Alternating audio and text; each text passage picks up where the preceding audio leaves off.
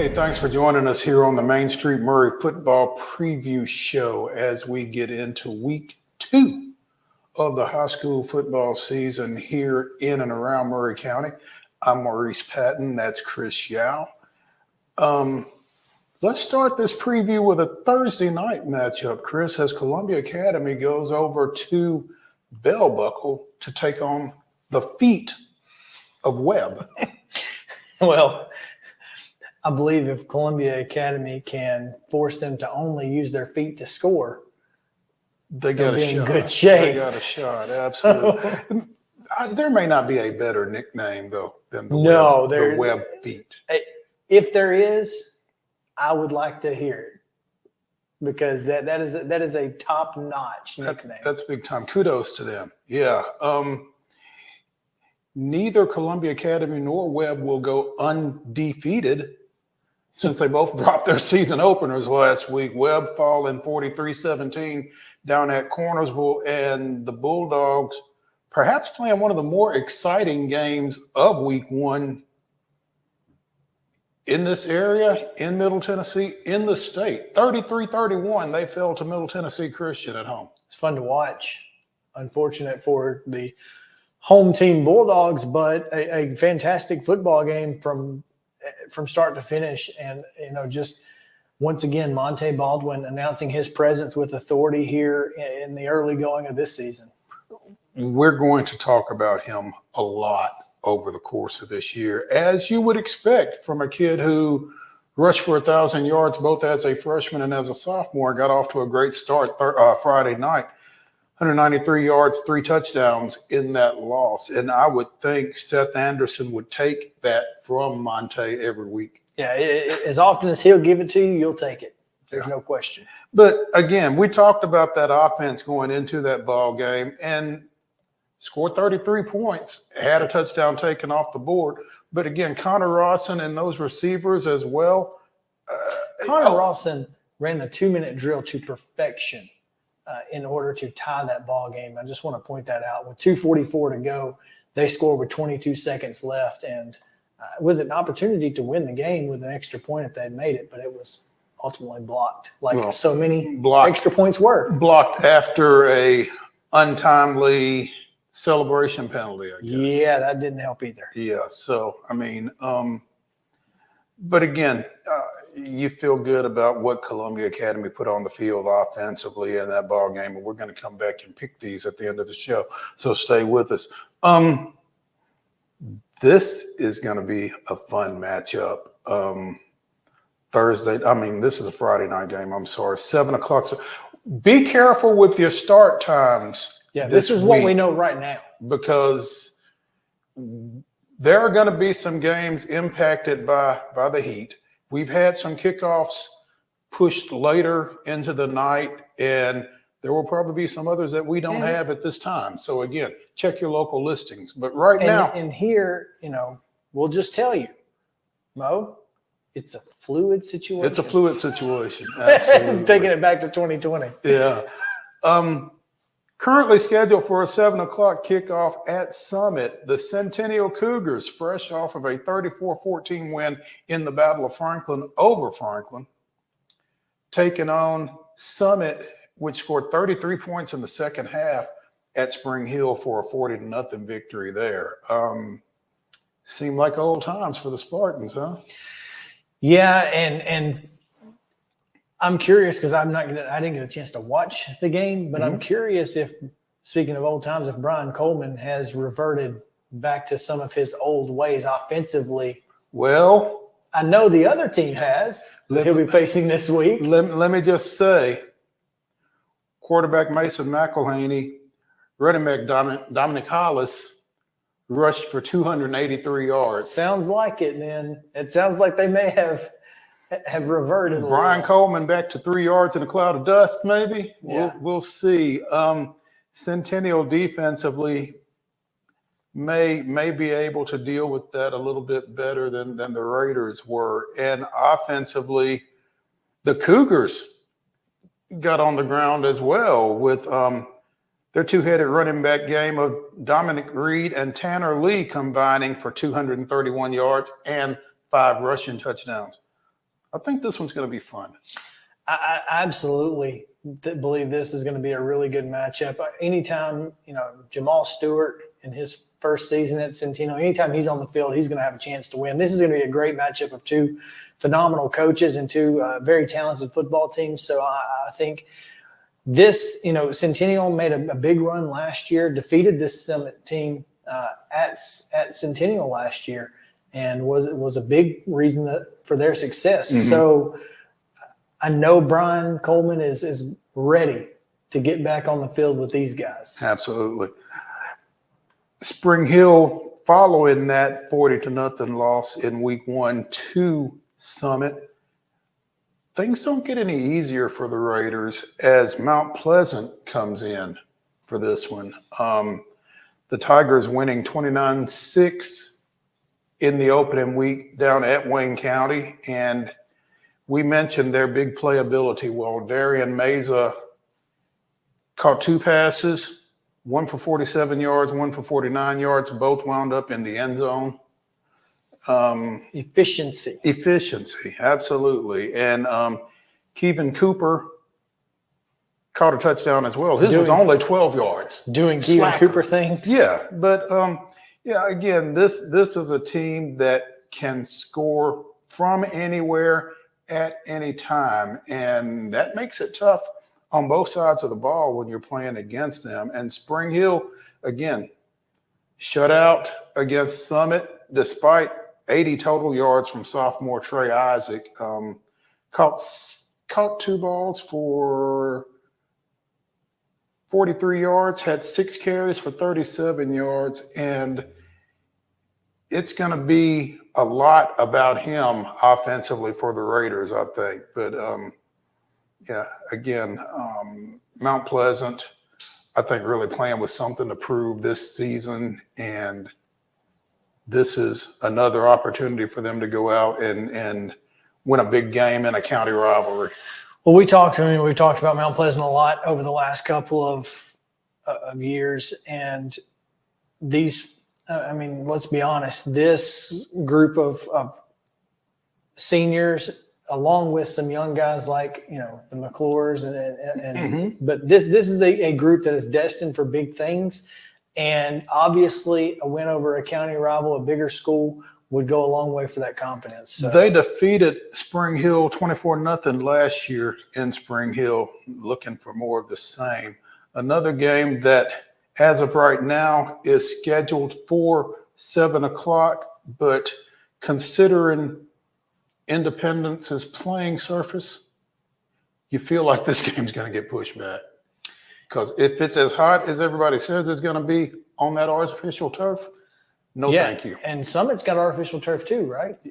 They do. So, anybody with artificial turf is going to be struggling on Friday night. Hydrate. Yeah, hydrate going in, both players. And that was an issue all last week, and it wasn't even hot last week. And it wasn't even hot. So if you don't think it's going to be an issue this week, go ahead and just get ready, because cramps are going to elongate games. It's just going to be a tough night. But they're going to elongate games that are going to start late to start with. I don't even talk about it. Yeah. But Page goes down to Giles County, gets kind of escapes with a win over the Bobcats. That's a sneaky rivalry there, Page and Giles County. They used to be in the same district, region, whatever. And you kind of forget that. But I don't know that it's necessarily a blood rivalry. I don't think they like each other a whole lot, but it's always an exciting game when they play each other. Well, you're talking about 5A finalists versus 3A semifinalists. And if you don't count Alcoa, which it's hard to count Alcoa, who knows how many times Giles County would have been in a state championship game if they hadn't had to go through the tornadoes to get there. Yeah, they'd really like to go west at some point. I bet they would. So, these are two highly touted programs, very successful programs in recent memory. And so watching them go head to head on the gridiron last week listening to Wade Neely, it was fantastic. Page survives 35-34 in overtime down at the Brickyard. Now they get to go to Independence, the second set of Patriots that the Eagles have had to deal with here in the opening 2 weeks, and they're hoping for a better fate than they got last week over at Oakland when they fell 34-14. So Page played with a couple of quarterbacks in that Giles County game. Jonathan Palmer, William Weebush got 107 rushing yards out of Ethan Cunningham in that win at Giles County. Eagles kind of sputtered offensively, but again, it's Oakland. Yeah, it's Oakland, and what are you going to do? Yeah, I mean, they are kind of reaching that same status that you kind of mentioned with Alcoa just a second ago. But Sure. Clay Davis, 61 yards and a touchdown for Independence. Luke Neely in his first start rushed for a touchdown late in that ball game. And so, offensively, Independence still trying to figure some things out. Page may or may not have Clemson commit Ronan O'Connell, who had some back issues late in the preseason. I do not believe he played in that Giles County game. I'm not entirely sure. But so they will look to get him back. But even without him, they rushed for 382 yards against Giles County. There you go. They got it done on the ground. The Patriots did. At Summertown, Little bit of a surprise. I was really kind of surprised with the Eagles. They are at home in their home opener against Wayne County.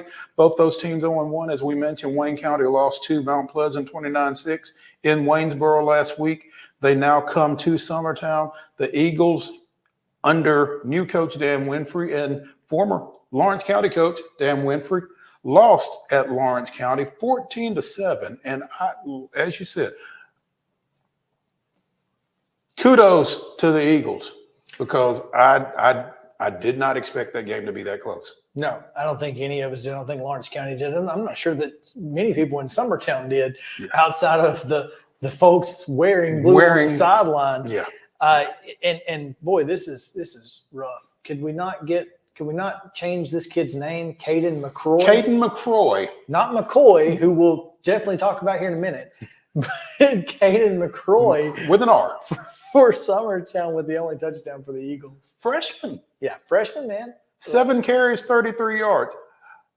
I'm taking the over on 7 carries for Caden McCroy this week. Probably a good call. And Wayne County actually played really well against a very talented Mount Pleasant team. So look for them to be a tough out for Summertown. Here's a number that jumped out at me from that Mount Pleasant Wayne County game, and it's a number that a lot of folks are going to need to take notice of when they play the Wildcats. 65 rushes, 289 yards. It's not great on the yards per carry, but 65 rushes is it really shortens the game. It will pound you. Yeah, and go look up that YouTube video of Marshawn Lynch about over and over and over and over. Exactly. And over again. That's tough to take. But Wayne County, I think, ran about 70 offensive plays. I think Mount Pleasant ran half of that, if half. So they're going to shorten the game on you, and Summertown's defense is really going to be challenged. Running back Ryder Butler had 135 yards. Drew Bevis, the quarterback, rushed for 107 yards. So, again, it's going to be ground chuck for Wayne County. And if Summertown's defense can hold up, they got a shot. We'll see how that one goes. Next, staying in Lawrence County, this game has been pushed back to 7:30 as of now. Lawrence County at Loretto, both coming in at 1-0. Again, Lawrence County having defeated Summertown 14-7 last week. Loretto with a big 45-29 win at Collinwood. And as we mentioned last week, Carter Daniel. Took a little while for Loretto to get going, but when they did, it took a little while for them to stop. Yeah. But, 239 passing yards and a pair of touchdowns for Carter, both those to Corbin Reynolds. Clint Seymour, 4 catches for 152 yards, did not get in the end zone. And they ran the ball pretty well also. Jaden Stoltz with 110 rushing yards and 3 touchdowns in that win for the Mustangs. So that balance is going to be beneficial for the Mustangs as the season progresses, I think. Yeah. Meanwhile, we talked about Lawrence County coming out of that preseason finale against Mount Pleasant and their size. They rushed for 241 yards in that win against Summertown with Tay Everly, Ian Clayton, and Isaiah Bentley. I'm interested to see how well they're able to replicate that run game this week against Loretto and how well they're able to hold up in pass defense against Daniel and those receivers, Seymour, Reynolds, and Jack Welch. So, yeah, Lawrence County's got some athletes, obviously up front and on the backside, but Loretto has got an athlete to match him in every aspect. So I'm curious to see how this one plays. Yeah. Coming off of a tough 16-0 loss in their opener at home, Columbia Central goes on the road to Dixon County. The Cougars are 1-0, and it's the first time that the Cougars defeated Creekwood since 2018. They have come into this matchup. Columbia Central and Dixon County have played in week 2 for like the past 12, 14 years. Forever. Yeah. And again, they won 18-0 this past weekend against Creekwood. So it's going to be interesting, I think, with them coming into this game with some confidence, and Columbia Central obviously still trying to figure some things out under first-year coach Tredarius Goff. I was just thinking, they've been playing on week 2 since it was called week 1.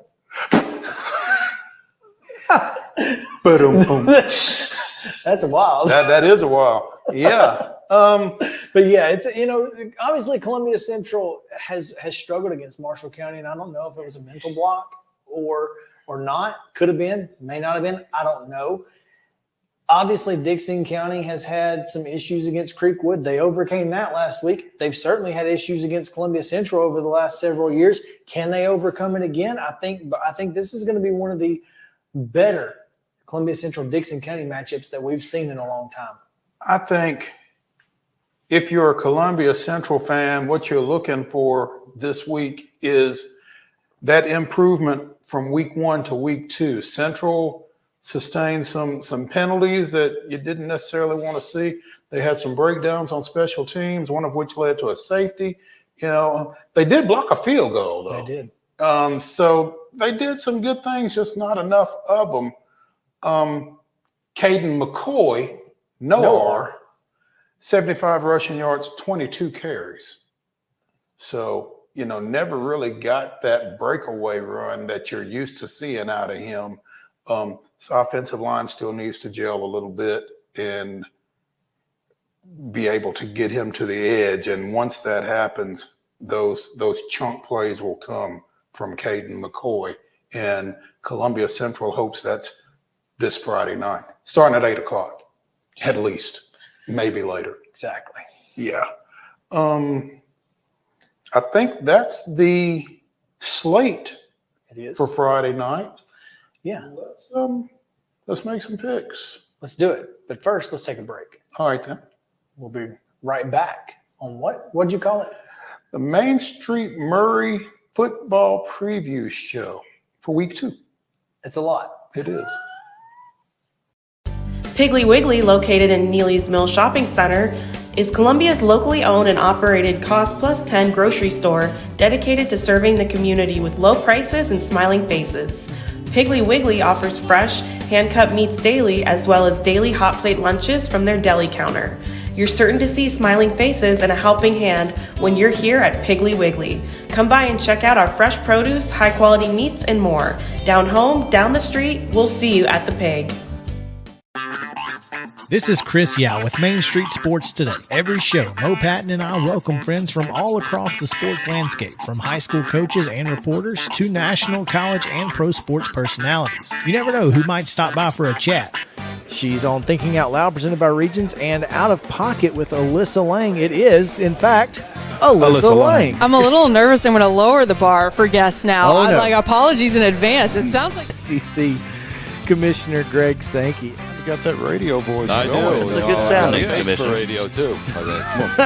As do we. And then here's the other thing. You guys, you're spot on with the name. Everybody wants to be on Main Street. Everybody wants to be on Main Street. So, And we reach every main street in Middle Tennessee, Coach. yeah, that's it. So Perfect. when you are on Main Street and you are moving You gotta love it. like you're moving, I was impressed. I'm glad someone. Custom Stone Handler supplies over 600 distributors and suppliers with quality stone products. Along with River Stone, we produce and distribute over 100 building, landscape, and other bulk products. Our goal is to provide quality products, service, and partnerships to ensure our customers' success. We firmly believe that the measure of any person or company is how they treat other people and customers. Give them a call at 931-490-4990 or visit CustomStonehandlers.com. Mid-Tennessee Bone and Joint has been the official sports medicine provider for Maury County Schools for more than 40 years. We specialize in orthopedic service, and our Ortho Quick Walk-In Clinic lets you bypass the ER. Visit us online at www.mtbj.net. Chris, let's make some picks. Let's start at the beginning. Columbia Academy at Webb Bell Buckle. One of these teams. I see we're not going to go over last week's results, Well, considering I was 6-1. Well, yeah. So no, we're not going to go over last week's results. You were 6-1. I was 5-2. What was the difference? Who did I pick? MTCS. You picked MTCS. Yeah. Well, Caught some flack for that too, by the way. good. As well you should have, and you were almost wrong. But I was hopeful that I would be. well, yeah. Well, anyway. I'm not going to pick against Columbia Academy this week if that makes you feel any better.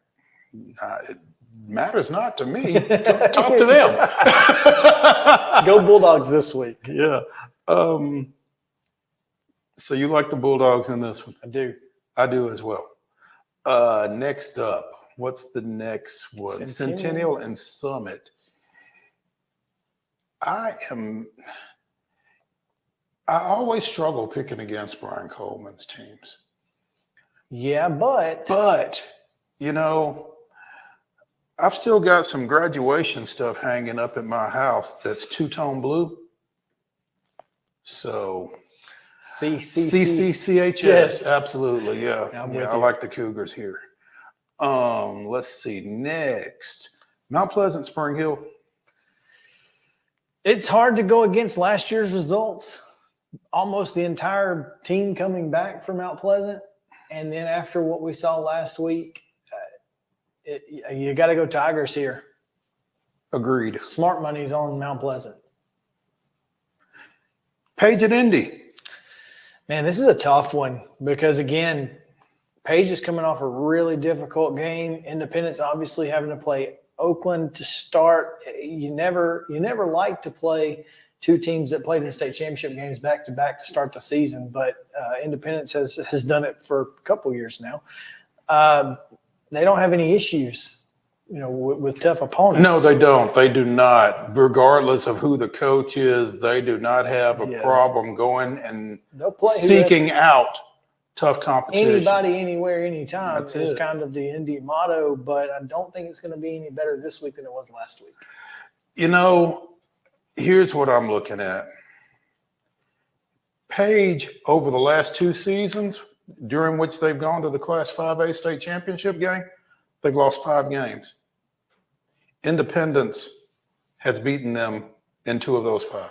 There you go. So I think Page has got a score to settle right here, and they're going to do it in Thompson Station right there off 840. I like the Patriots here. Wayne County at Summertown. This, man, I was super surprised at how well Summertown played last week. I don't know how much of it was Lawrence County being surprised and maybe never quite getting motivated to a point where they were able to pull away. So I'm going to go with Wayne County because I feel like they had a really good showing against a Mount Pleasant team that I'm really high on.